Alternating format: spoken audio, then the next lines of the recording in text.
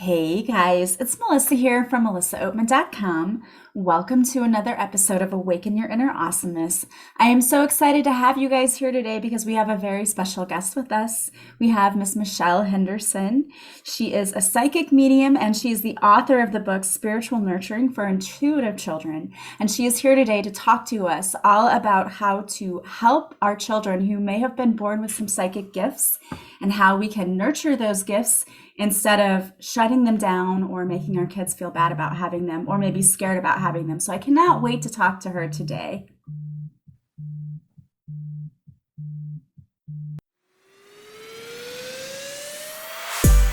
You're listening to the Freedom Lifestyle podcast series. I'm sharing relatable stories of freedom seekers who ditched conventional office life and courageously asked for more. The energy just completely shifted. My entire being just felt so free. My business was still generating income while I was on the beach. I decided to quit and just stay at home. I really can't work for anyone but me. It's literally just doing whatever the hell you want to do. As for me, I'm your host, Sam, and I've spent the last 4 years creating a business that allows me to work from anywhere. The freedom lifestyle looks different for everyone. What's your free?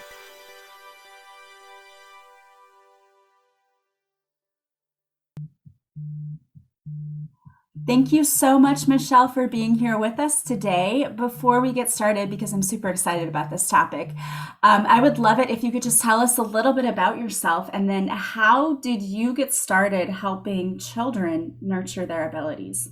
Absolutely. And I am so excited to be here. Thank you so much.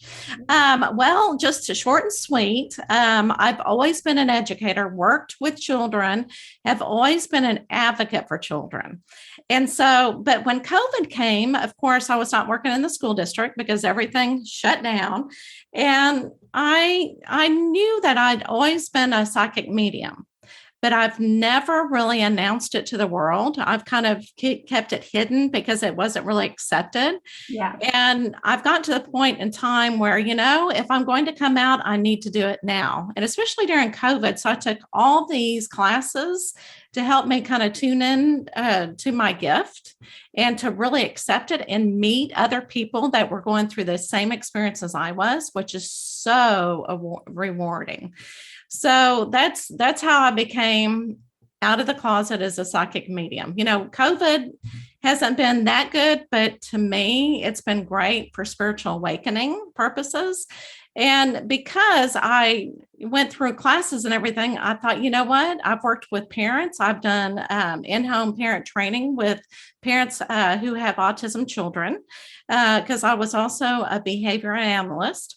And then I just knew that I had to write a book to help these children out with psychic abilities, because a lot of the people that I met at workshops, a lot of them went through the same experiences saying, when I was a kiddo, I had all these spiritual events happening. I had my grandfather coming through and my mother would say, oh, that's not your grandfather. It's just your imagination.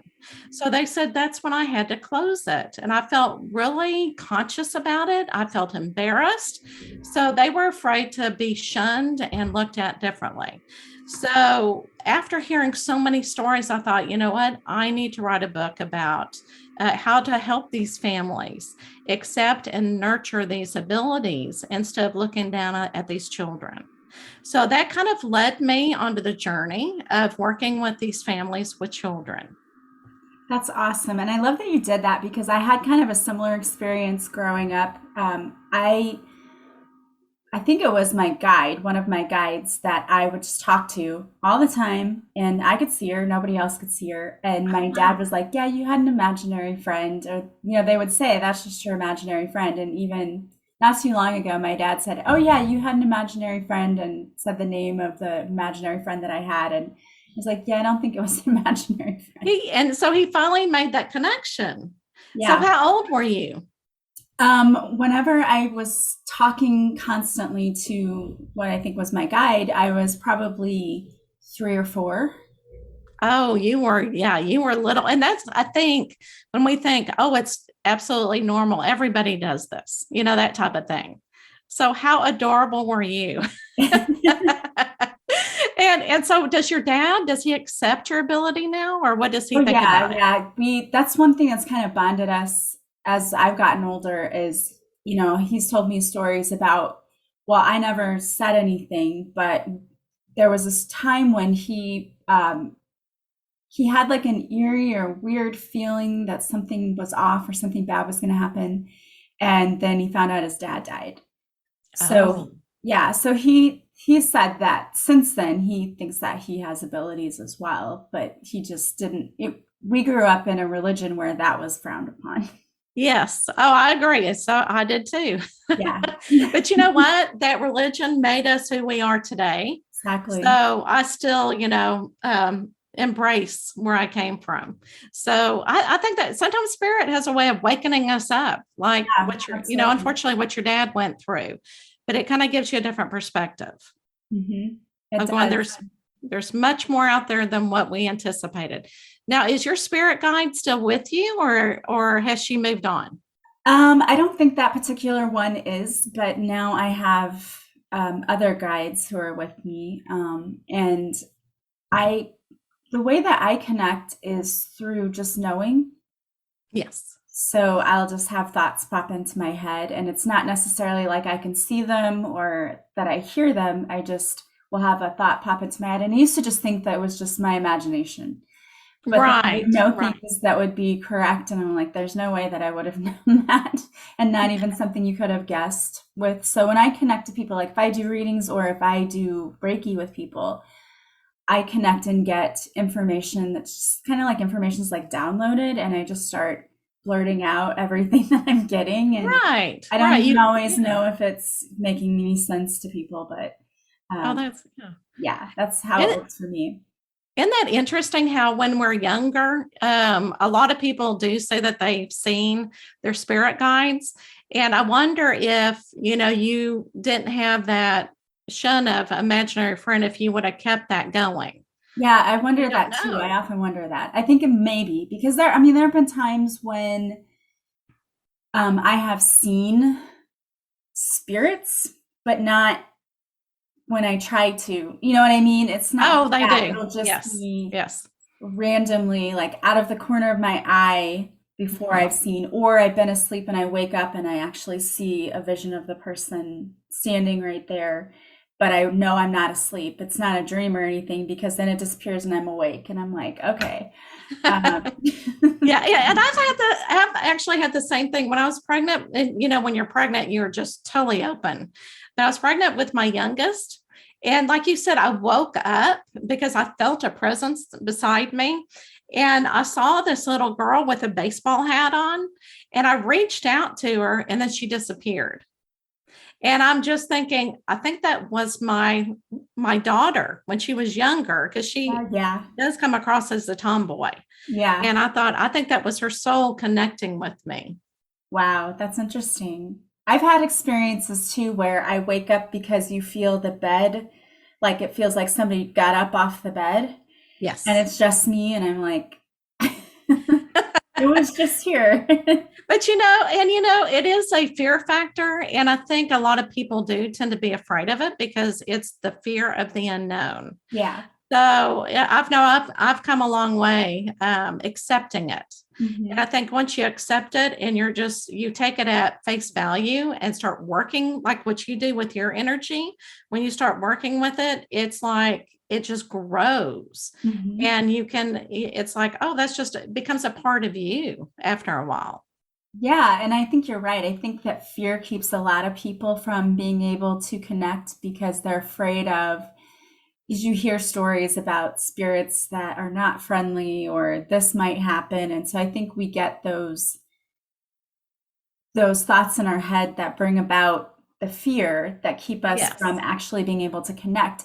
And so that's one of the things I think that you work with kids too, is to help them to not be afraid of what's happening to them. But how would you, if you had adults out there listening who say, I know that when I was little, I was able to connect, but now as an adult, I cannot. And maybe it's that fear of being judged or fear of connecting. How do you tell someone what can they do to let go of some of that? Exactly what you said, let go. They've got to let go of that fear. And I think it becomes a time where you really want to become a part of it. And it's just your soul talking. So number one is just know that you're safe and that you are in total control. Because as soon as it starts scaring you, that's when you can say, okay, right now I need to stop. And I know that through meditation and working with that energy, like what you do, that's really helped me. But you're very vulnerable, and you talk to them like they're your best friends. I mean, it's like I said, it becomes a part of you. But I think talking to other people too that are experiencing the same thing, maybe signing up for, a developmental circle, which what that is whenever mediums get together or psychics get together and they do exercises on how to control the thought process or connecting in with the divine or with spirit and doing those readings. And once you find somebody that's been through the same thing, I think that's when people really start embracing it. Yeah. Because you have that, you have that support that you need. So the number one thing is just go and find somebody that really, and that's what I did in my 20s, is I found a medium that walked me through it. And I kept saying, I keep hearing voices. And I said, it's like my own voice. And she said, that is mediumship. They are talking to you. And it's like, oh, okay. Yeah. So, yeah. So I think that's exactly what I need to do.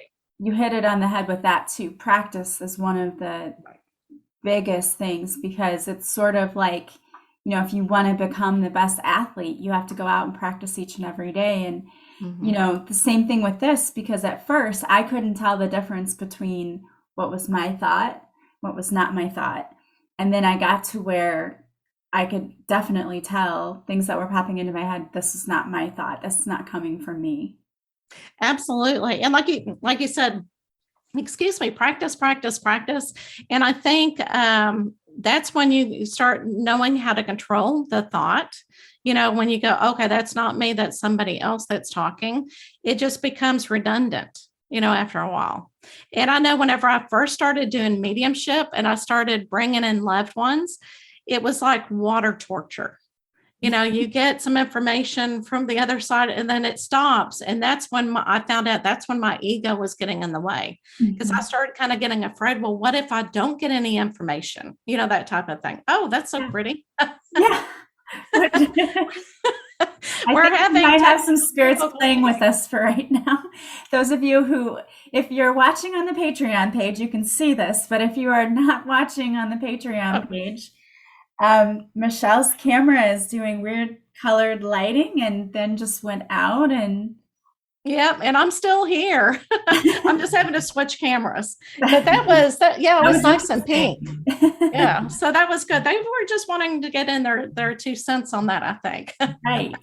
Saying, yeah, you don't have to worry about water torture. They are there. And I think after a while, once you start knowing that they are there, they don't have to make their presence so loud. Yeah. And they're just available at any time that you are. But I know what I was going to say. When people watch TV, that pretty much ruins it, because a lot of psychic mediums that are on TV, it's all staged. And so I think a lot of people go, well, it just comes natural to them. Why do I think it's going to be natural? And it's like, everybody's got this ability. And if you have that intuitiveness, you definitely have that ability. And it's just, you have to trust in the process. And just like you said, work on those skills, because it's like anything else, like riding a bike. You need to know how to do it. And once you go, you'll never lose it. Yeah. And don't be discouraged if you're practicing with people and you give them something you're getting and they say, no, I don't know, because it might be that they're just not making the connection right then, or you're not presenting it in a way that maybe they would understand. Because that happened when I was practicing. I was in a mediumship course and we were practicing back and forth. And this girl is saying, yeah, there's something about bunnies. I'm like, I don't know. I have no idea. And she's talking about, she's like, I have to keep telling you bunny and then your grandmother. And I'm like, I don't know what you're talking about. Oh, right. Later that night, I went to my aunt's house and she had a picture of my niece, who was named after my grandmother, in a picture frame. And right behind it, right beside it, were 2 bunnies. and the picture frame said, "I love you," and two bunnies, and then it said Virginia on the back.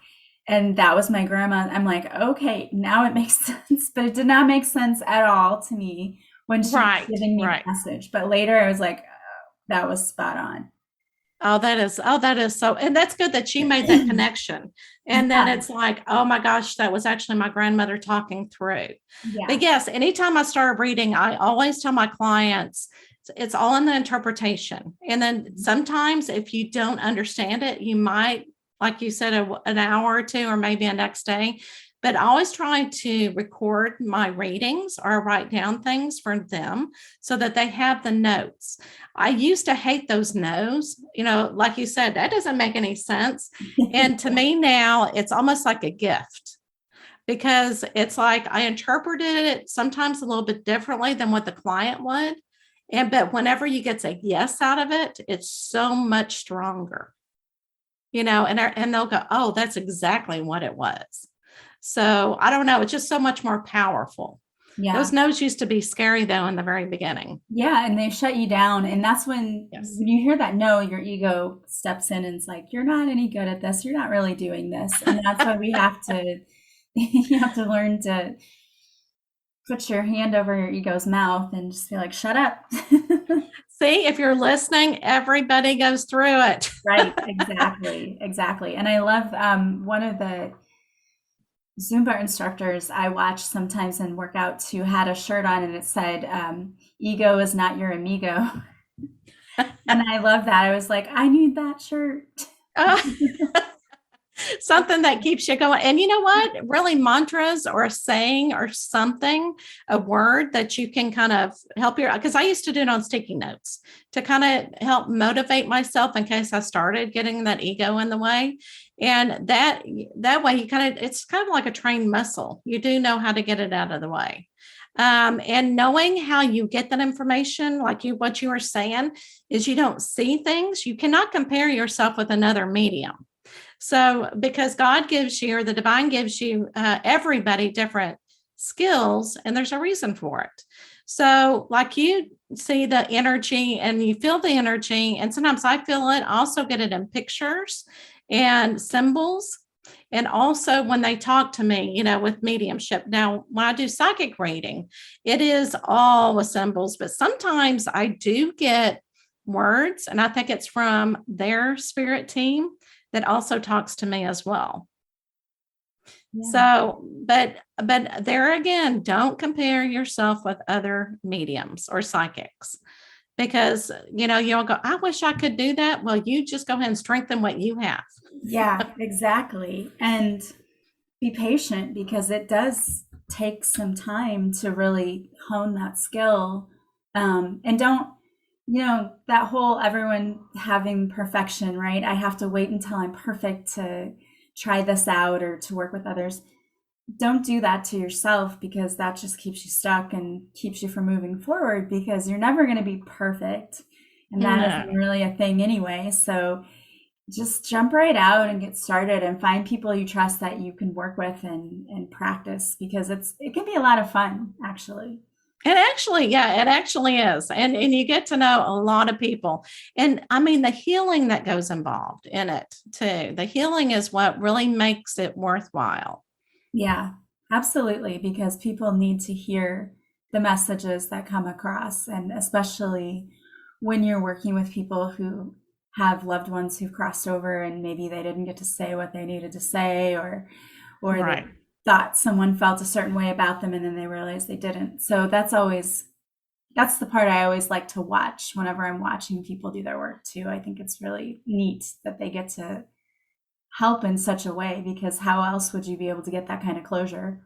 Absolutely. And isn't it interesting too? I tend to get a lot of teachers as clients, educators, or nurses. And so it's very interesting how you get somebody that you're reading for, or you're trying to help heal, that are going through the same experience as you have. Yeah. I mean, I think it's just awesome how that works. Yeah, I mean, I'm a teacher too, so I kind of get that too, where I'll get a lot of clients who are very similar in doing either my personality or doing what I do. So I think That's really interesting. I think energy aligns a lot of the times with the same. I agree. Totally. Love that. So tell us a little more about your book. So you wrote it to help parents who Yes. are helping or have children that they've noticed have these abilities. And that's the greatest thing you can do, is just to ask more questions and not shut down your child right away. Because I've seen so many specials that are really interesting about things children say to their parents that you're like, how could they even know that or come up with that? And I had that experience with my daughter when she was a baby. I was rocking her to sleep one night, and she was pointing behind me. She was talking, so she was over a year old, probably almost 2. And she said, Papa Phil, which is what she called my dad's partner. And I'm just thinking, okay, and he's alive, like there's nothing wrong with him. But we get to my grandma's house, and she points to a picture of my grandpa who died before I was born. And she said, Papa Till. And, Oh my gosh. And I've since then had another medium tell me that my grandpa was always around my daughter and me a lot, which I don't get that as much anymore, but I did get that a lot because I would just smell cigarette smoke. Oh, right. With nobody around. And I Right. never smoked, but I'm like, there's nobody around me, and this is very weird.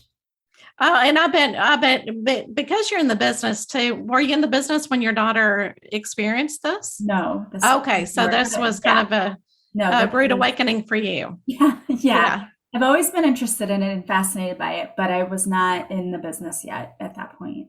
Well, that's good. At least you're interested, because what I always tell parents is number one thing is you need to listen to your child and don't react in a fearful way, because that's when they become afraid of it. Right. And a lot of times when they're in bed too, spirits will come and visit them like us. When things are slowing down, we can hear them, we can feel them, and so can children. But what the book mainly does, it's a guidebook, and it's parents can read it, but it's also for light workers who are actually working with these families, and so that they can develop a plan for these families, because every family is going to be different and experience different ways. Just like we talked about when we have grown up in a community of churchgoers, and this is like a no, to go to. Well, that's one thing that is brought out. You really need to look at what practices the family does spiritually or even religious wise, so that you can kind of see their point of view of what is going on. And then it has exercises that you can do. And a lot of the exercises are things that us as mediums, psychic mediums, do anyway, but I brought it down to a level for the children. For more imaginative, more playful, more creative. It's like, we learn yoga one way while they learn yoga a different way. And this as a teacher, you're not going to tell a child, okay, let's get in this position in yoga. And they're going, what the heck is that? Yeah. So it's like, if you do downward dog, then, okay, we're going to pretend that we're a dog and we're going to get down and we're going to bark.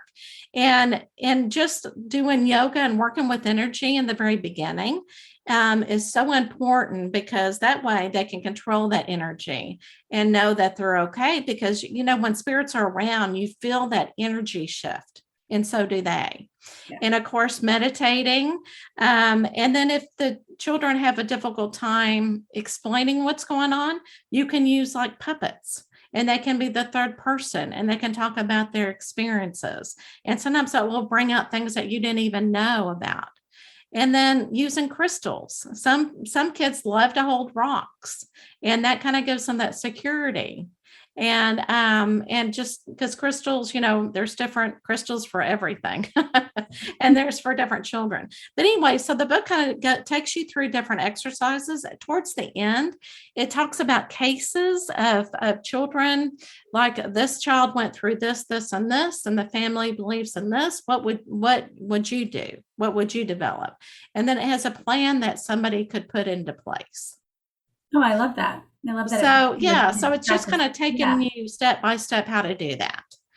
And then it also talks about those wonderful mediums that are out there practicing about their childhood stories, I about love what they reading went those through. stories. I love that. Yeah. Because I think it's so interesting when you read what other people have gone through. And then as you're reading, a lot of people feel like, well, I'm not alone. Other people have had these similar experiences. So. Absolutely. Absolutely.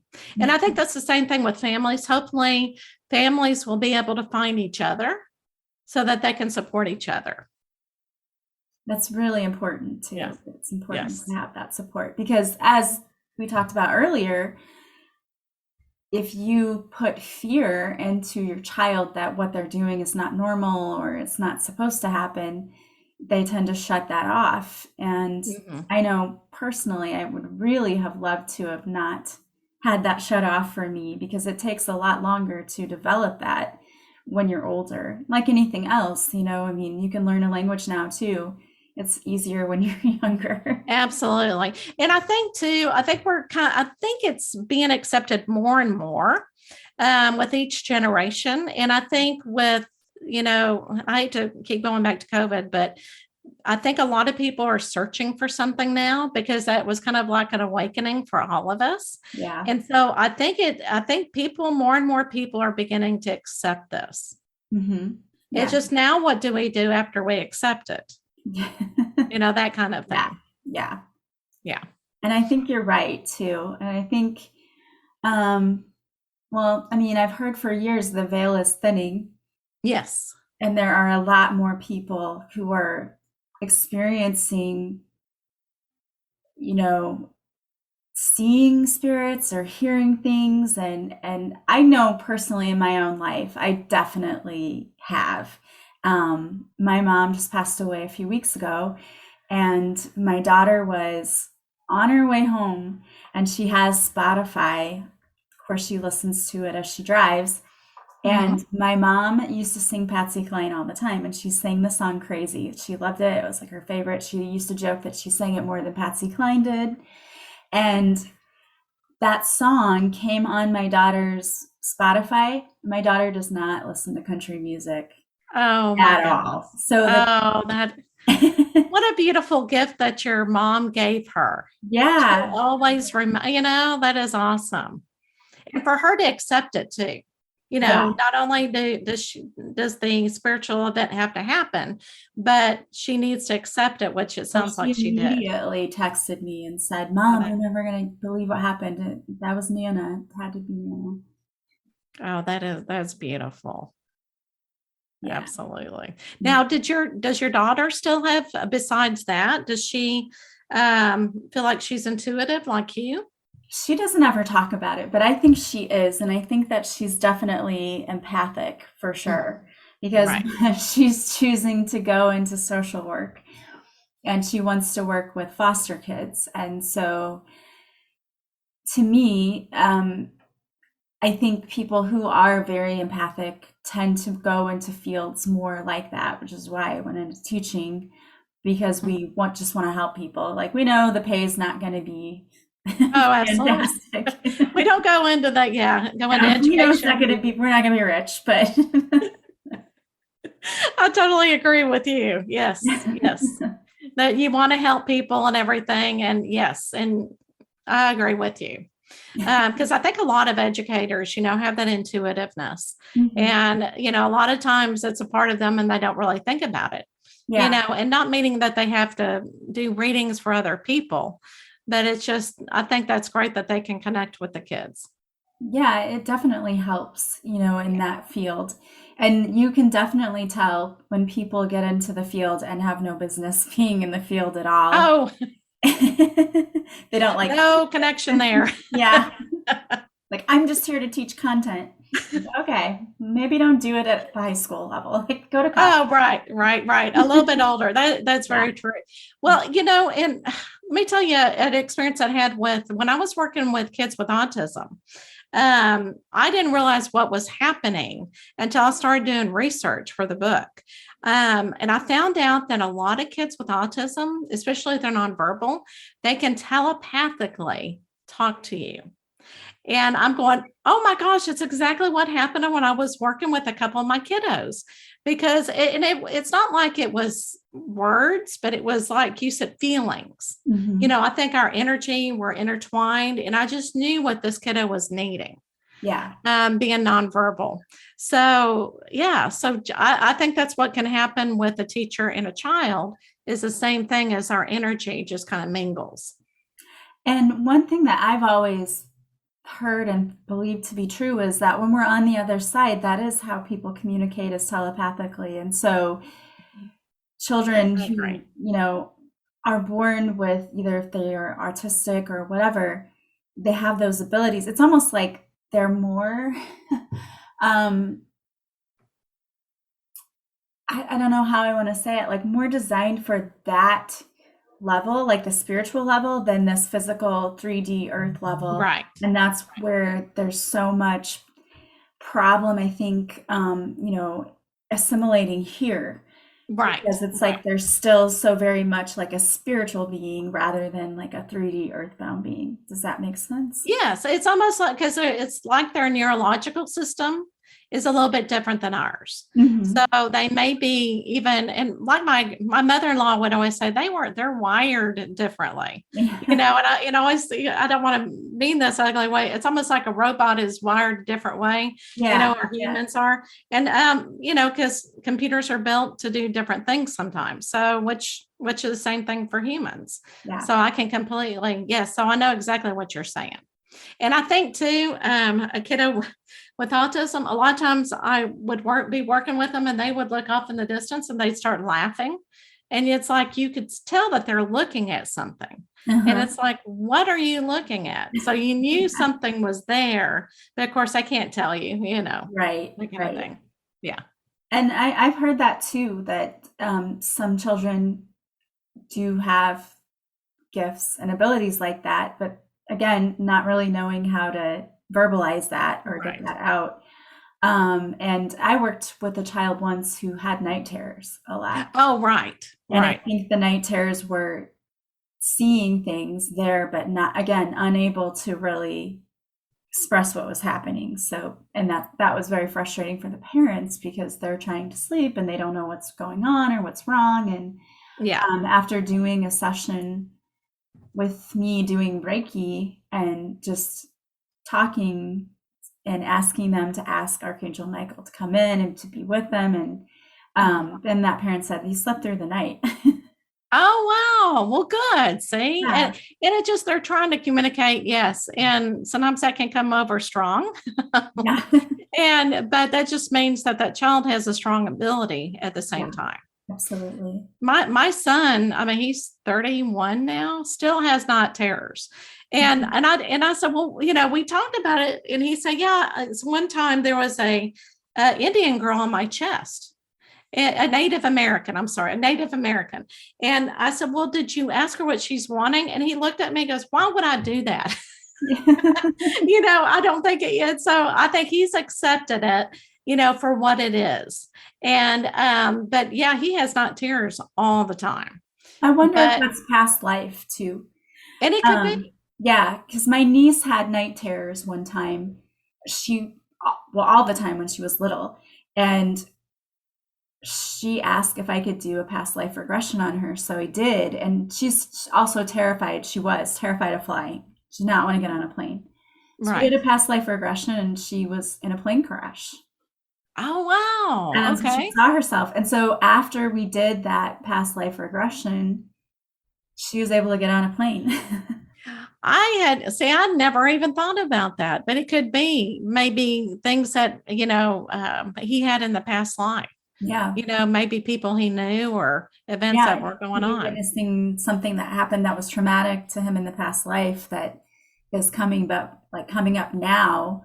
Yes. Because sometimes we have patterns of, lessons, things we need to learn that we bring through in each lifetime. And if we don't resolve it or don't learn it, then it can come back around. Things kind of show up like, hey, you need to work on this. Right. I would have never thought about that, but you were right. I'll have to ask him that. See if he wants to go through. I don't know. Maybe he'll, again, I think people kind connect with it when they are ready. So whenever he's ready, I'm sure he'll talk to me about it. Yeah, and it's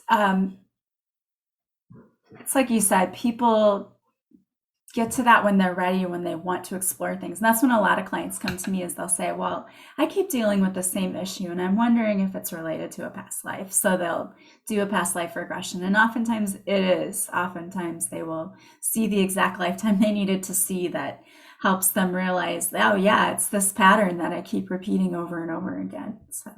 So how long have you been doing that? The past life regression?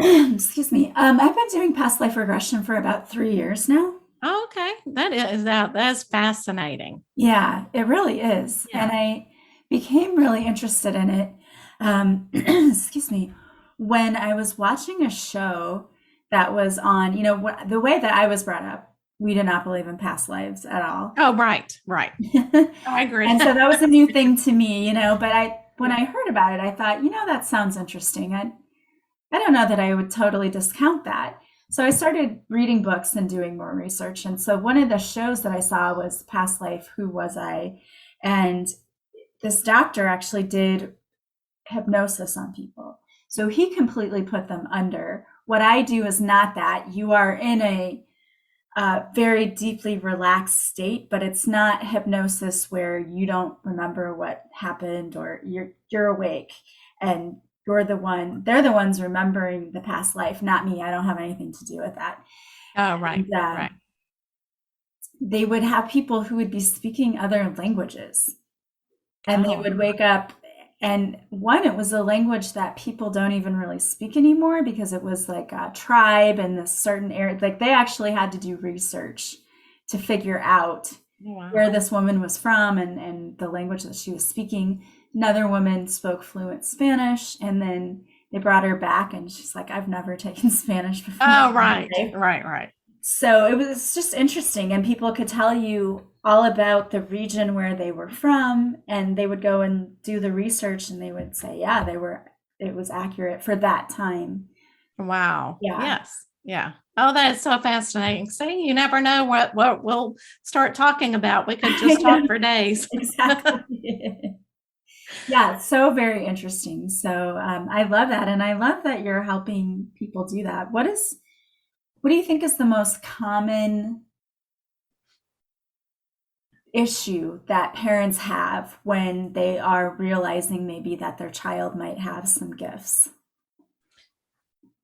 I think it almost stems from exactly what your dad went through. I think I think your dad was wanting to accept it, but he just didn't know how. And I think that's the big question, is the education behind it. Especially if they are not a part of spiritualism themselves, and they may have the gift, but they may not have looked at it or brought it out or anything else. So I think it's just not knowing what to do next, the next step. Yeah. And then sometimes just being afraid. Maybe a lot of times they'll have grandparents who have had the gifts, but they were shut down because it's something to be afraid of. And so what I've been hearing is, we're not going to deal with that at all. We're going to, carry on. This is your imagination, and let's not talk about it anymore.